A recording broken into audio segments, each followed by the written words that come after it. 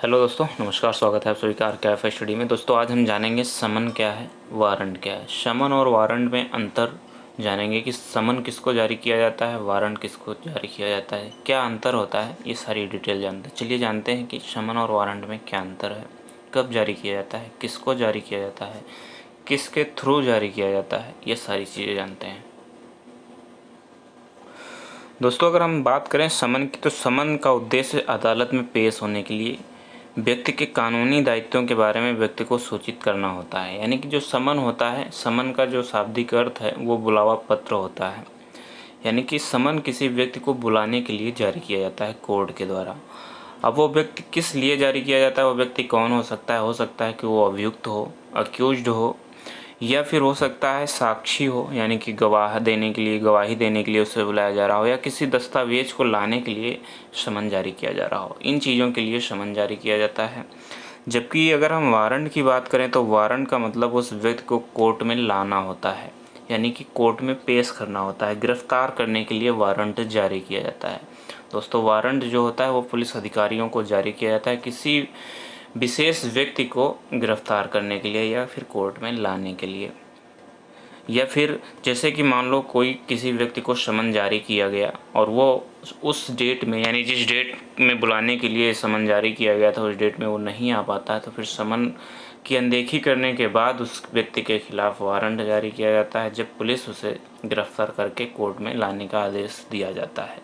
तो चलिए और डिटेल में जानते हैं कि समन और वारंट में क्या अंतर है। सबसे पहले हम जानते हैं कि समन क्या होता है। दोस्तों, जैसा कि मैंने बताया कि समन का अर्थ होता है बुलावा पत्र। ठीक है, कोर्ट में पेश होने के लिए एक बुलावा पत्र कोर्ट द्वारा जारी किया जाता है, जिसे समन कहते हैं। इसे कोर्ट जारी कर सकता है, यानी कोई और व्यक्ति नहीं जारी करता है, कोर्ट जारी करता है, या फिर कोई पुलिस अधिकारी जारी कर सकता है, या फिर आयोग द्वारा भी जारी किया जा सकता है समन। पुलिस अधिकारी जो जारी करेगा वो हो सकता है किसी साक्ष्य के लिए बुलाया जा रहा हो, या किसी अभियुक्त को बुलाया जा रहा हो किसी बात की पूछताछ के लिए। अगर आयोग कोई जारी कर रहा है तो वो भी हो सकता है उस पूछताछ के लिए या कोई दस्तावेज के लिए जारी कर रहा होगा। ये किसी अभियुक्त के लिए जारी हो सकता है, या किसी साक्षी के लिए जारी हो सकता है, या फिर किसी व्यक्ति को दस्तावेज लाने के लिए भी समन जारी किया जा सकता है। समन का जो प्रावधान है वो सीआरपीसी की धारा 61 से 69 तक समन के बारे में प्रावधान है। ये अध्याय 6 में शीर्षक न्यायालय की उद्देशिकाओं के अंतर्गत आता है। समन जो होता है हमेशा 2 कॉपियों में जारी किया जाता है, इसलिए इन्हें समन्स कहा जाता है, यानी कि प्लूरल के रूप में इन्हें यूज किया जाता है। सिंगुलर नहीं होते हैं। अगर हम हिंदी में लिखते हैं तो सिर्फ समन लिखते हैं, लेकिन अगर हम अंग्रेजी में लिखते हैं तो इसे समन्स कहा जाता है। सीआरपीसी के सेक्शन 61 के तहत अगर हम जानें कि समन क्या है, तो न्यायालय द्वारा इस संहिता के अधीन जारी किया जाता है, यानी कि सेक्शन 61 के तहत इसे समन को जारी किया जाता है।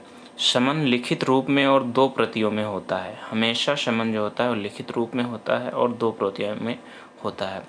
उस न्यायालय के पीठासीन अधिकारी द्वारा या अन्य ऐसे अधिकारी द्वारा जिसे उच्च न्यायालय नियम द्वारा समय समय पर निर्दिष्ट करे और हस्ताक्षरित होगा, यानी कि उस न्यायालय द्वारा हस्ताक्षरित होगा और उस पर उस न्यायालय की मुद्रा यानी कि मुहर या सील लगी होनी चाहिए।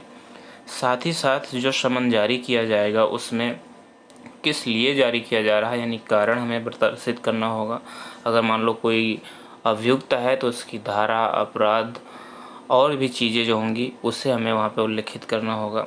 साथ ही साथ हमें उस समन के द्वारा कब कोर्ट में जाना है, कब कोर्ट में पेश होना है, किस दिनांक में जाना है, और जगह कौन सी कोर्ट में या किस जगह पे जाना है, वो सारी चीज़ें उसमें उल्लिखित होंगी। तो ये था समन। समन के बारे में थोड़ी सी और मैं आपको जानकारी देना चाहता हूँ। जब कोई अदालती कार्रवाई किसी पीड़ित पार्टी द्वारा किसी प्रतिवादी या अभियुक्त या जो भी अपराधी होगा के खिलाफ शुरू की जाती है तो बोलचाल की भाषा में इसे समन कहा जाता है। इस प्रकार समन एक कानूनी नोटिस है जो सिविल या आपराधिक कार्रवाई के मामले में जारी किया जाता है। समन में अदालत किसी व्यक्ति को व्यक्तिगत तौर पर उपस्थित होने या कोई दस्तावेज पेश करने या फिर कोई साक्ष्य देने के लिए उपस्थित होने हेतु जारी किया जाता है। समन एक सिविल अधिकारी द्वारा जो अभियुक्त है उसको रजिस्टर्ड डाक द्वारा की सहायता से भेज सकता है, जिसमें प्राप्त करने वाले जो भी समन जिसको प्राप्त होता है वो अपने हस्ताक्षर करता है और इस हस्ताक्षर के आधार पर ही समन भेजने की प्रक्रिया पूरी हो जाती है। यानी कि आप समझ गए हैं कि समन्स जो होते हैं वो किसी व्यक्ति को कोर्ट में पेश होने या किसी अधिकारी के सामने पेश होने या दस्तावेज पेश करने के लिए जो है जारी किए जाते हैं, यानी समन्स टू अपीयर होते हैं। ठीक है। समन्स का अगर हम प्रारूप की बात करें तो मैं आपको समन एक दिखाता हूँ जिसमें पूरी डिटेल आपको पता चल जाएगी। दोस्तों ये है समन का प्रारूप जिसमें डेट दिया गया है, क्राइम नंबर दिया गया है और मजिस्ट्रेट जिस मजिस्ट्रेट के द्वारा समन जारी किया गया है वो दिया गया है। तो ये प्रारूप थोड़ा सा आपको धुंधला दिख रहा होगा, लेकिन ऐसा ही प्रारूप इसका होता है। चलिए अब जानते हैं कि वारंट क्या है। दोस्तों वारंट का जो शाब्दिक अर्थ होता है वो अधिकार पत्र होता है, यानी न्यायालय किसी को अधिकार देता है कि वो आप किसी व्यक्ति को गिरफ्तार करके न्यायालय के समक्ष लाइए। वह व्यक्ति जिसके लिए न्यायालय वारंट जारी करता है वह न्यायालय किसी पुलिस अधिकारी को या किसी अन्य अधिकारी को यह अधिकार दे सकता है किसी विशेष व्यक्ति को गिरफ्तार करके न्यायालय के समक्ष लाने के लिए। जब न्यायालय किसी व्यक्ति को वारंट जारी करता है तो वह व्यक्ति उस व्यक्ति को गिरफ्तार करके कोर्ट के सामने पेश करता है, जहां समन 2 कॉपियों में होता है। यानी अगर हम समन की बात करें तो जहां समन 2 कॉपियों में होता है वहीं वारंट जो होता है सिर्फ 1 प्रति में होता है। समन उस व्यक्ति को जारी किया जाता है जिसको कोर्ट में बुलाना है, जबकि जो वारंट होता है वारंट उस व्यक्ति को जारी किया जाता है जिसको किसी व्यक्ति के माध्यम से, किसी अधिकृत व्यक्ति के माध्यम से किसी व्यक्ति को गिरफ्तार करके कोर्ट के सामने लाना होता है। वारंट किसी अभियुक्त या अक्यूज को लाने के लिए या साक्षी को लाने के लिए या किसी दस्तावेज को लाने के लिए तथा किसी के घर की तलाशी करने के लिए भी जारी किया जा सकता है। वारंट का जो प्रावधान है वो सीआरपीसी की धारा 70 से 81 तक है। यह भी अध्याय 6 के अंतर्गत ही आता है। अगर हम सीआरपीसी की धारा 70(1) की बात करें तो इसमें प्रावधान दिया गया है कि इस संहिता के अधीन जारी किया गया गिरफ्तारी का प्रत्येक वारंट ऐसे न्यायालय के अधिकारी द्वारा लिखित में हस्ताक्षरित होगा और उस पर न्यायालय की मुहर के साथ दिनांक, समय तथा स्थान भी अंकित किया जाएगा। जबकि सीआरपीसी 70(2) कहता है ऐसा वारंट तब तक लागू रहता है जब तक कि इसे जारी करने वाला न्यायालय खुद इसे रद्द नहीं कर दिया जाता है, यानी न्यायालय द्वारा इसे रद्द नहीं किया जाता है, या फिर जब तक कि इसे निष्पादित नहीं कर दिया जाता है, यानी जब तक कि इसे एग्जीक्यूट नहीं कर दिया जाता है तब तक ये जारी रहेगा। तो सेक्शन 70 को पढ़ने पर हमें एक बात पता चली है कि समन और वारंट में क्या अंतर है। समन जहां एक निर्धारित तारीख तक ही लागू रहता है, जबकि वारंट जो होता है वो तब तक लागू रहता है जब तक उसे क्रियान्वित ना कर दिया जाए या निष्पादित ना कर दिया जाए, या फिर न्यायालय द्वारा उसे रद्द नहीं कर दिया जाता है, तब तक वारंट जो है जारी रहता है, जबकि समन एक निर्धारित समय तक ही लागू होता है। जैसे समन में लिखा है कि अगले महीने की 10 तारीख को आपको आना है, यानी जिस व्यक्ति को समन जारी किया जाता है उस समन में लिखा है कि अगले महीने की 10 तारीख को आपको कोर्ट में, ऑफिस में कहीं आना है। लेकिन यदि वारंट में ये लिखा है कि फला व्यक्ति को गिरफ्तार करके इस लाना है, यानी कोई निर्धारित समय उसमें नहीं, तो वह तब तक जारी रहेगा जब तक कि उस व्यक्ति को गिरफ्तार नहीं कर लिया जाता है या फिर कोर्ट द्वारा उस आदेश को, यानी उस वारंट को रद्द नहीं कर दिया जाता है, कैंसिल नहीं कर दिया जाता है।